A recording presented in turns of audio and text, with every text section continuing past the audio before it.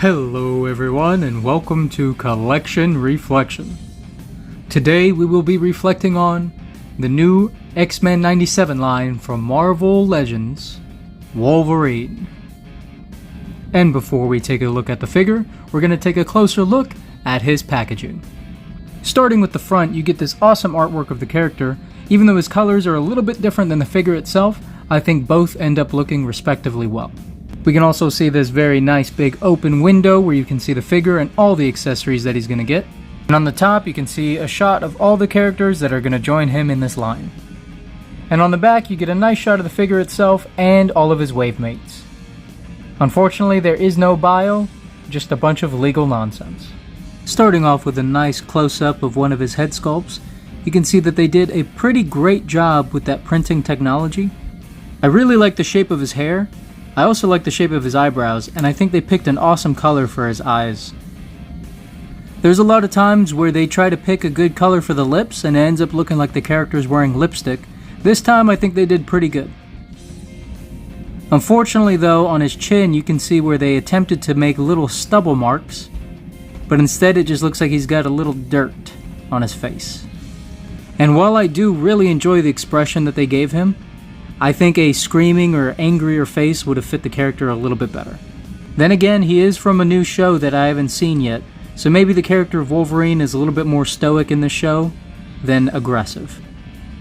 Turning him to the back, you can see his nice hair sculpt as well as the accessory that he comes with. This is a separate piece meant to mimic his mask as if it was pulled down over his head.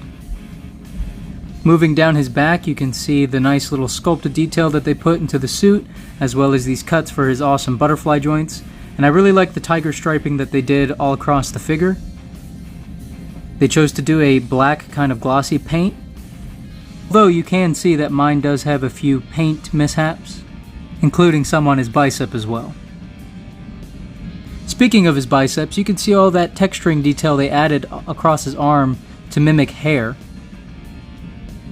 Unfortunately, it is not painted, so it does look a little strange sometimes, but if you catch it in the lighting just right, it does cast an illusion that he does have hairy arms. There you can see his claws. I think they turned out pretty nice. They are a flexible kind of plastic, so they will be warped out of the package most likely, but I didn't even need hot water to straighten them out. I just kind of kept messing with them until they were in a decent shape. I also really like the length of the blades. I think that they complement the figure well. They gave him a nice red belt, which is a separate piece. They painted that X on it pretty well. Moving down to the trousers, he's wearing more like trunks. But one of my favorite things about this character has to be his boots. I've always really liked this style for Wolverine, and they even managed to paint the bottoms of them black. A lot of people are calling this the best Wolverine figure ever.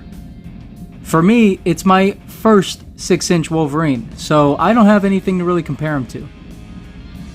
As a standalone figure, I think he looks pretty great. I honestly like the colors a lot, and I really enjoy the stocky design that they gave him.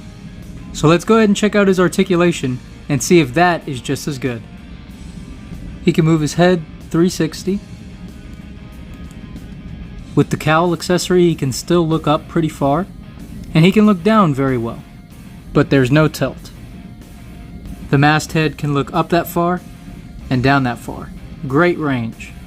Thankfully, these shoulder pieces are separately articulated and attached to the shoulder, so he can do a full 360, and his arms can go out a little bit less than 90. He does have a 360 in the bicep, and he's got a pretty decent double-jointed pinless elbow. He can clap with his butterfly joints, and they go back pretty far as well. All of his wrists will swivel, and they all use the high five hinge. His ab crunch goes back that far, and forward that far. He can also rotate 360 at the waist. Even without drop down hips, he can kick forward that far, and back about that far. And he can also pretty much do the splits. He has some pretty tight thigh swivel, and some pretty good double jointed knees, which again are pinless. Mine is extremely tight, but I do believe he has boot swivel.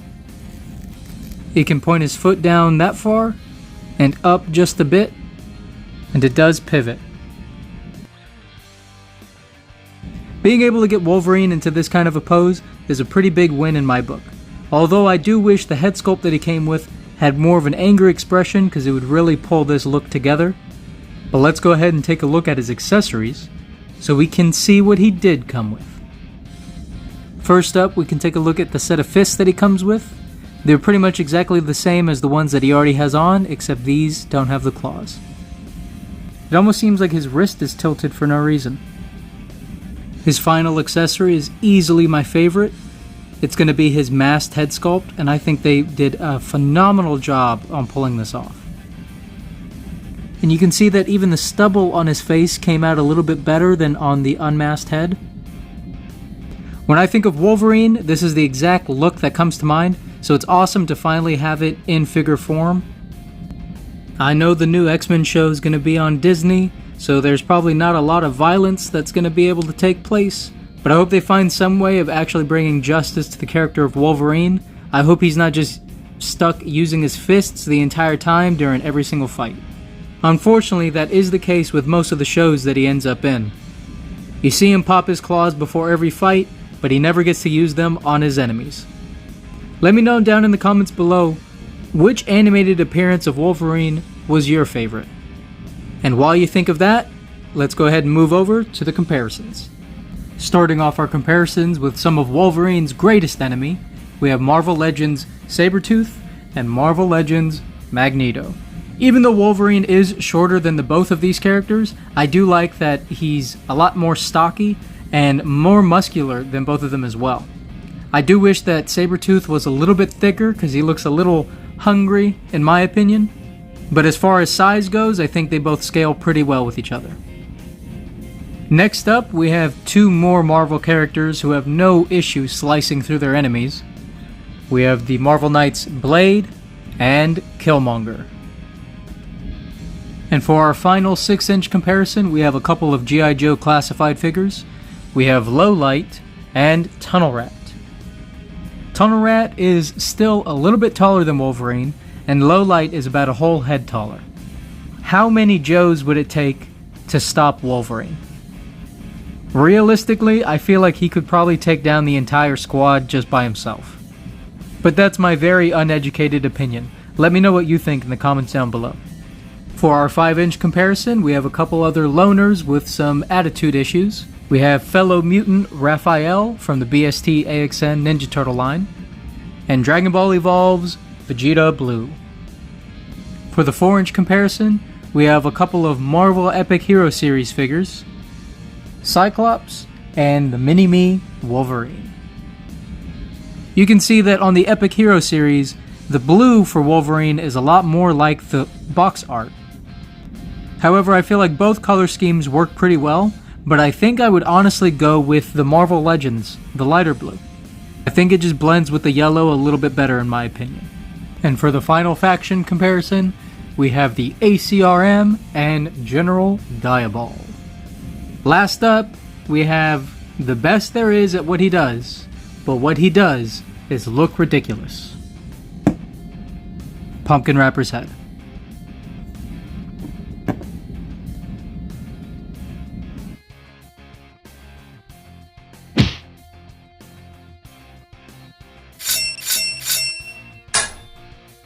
When it comes to enhancing this figure, I really think the only thing he could have used would have been an angry expression, either with the mask or without. But either way, most of the time when I think of Wolverine, he's losing his temper. Other than that, I think they did a pretty great job on this figure. Is it the very best Wolverine out there? I have no idea. But it is my favorite Wolverine that I've ever owned. So when it comes to the question, should you collect this figure or reflect it? My answer is you should definitely collect this figure. It may not be necessary to those who have a ton of Wolverines already, but I think if you enjoy this look for the figure, or you just need a Wolverine to fit into your collection, this is definitely the one you should pick up. I want to thank you all so much for watching. I hope you have a nice chuckle at some point in your day, and please, try to be kind to somebody, because it could really change their life. I'll talk to you next time.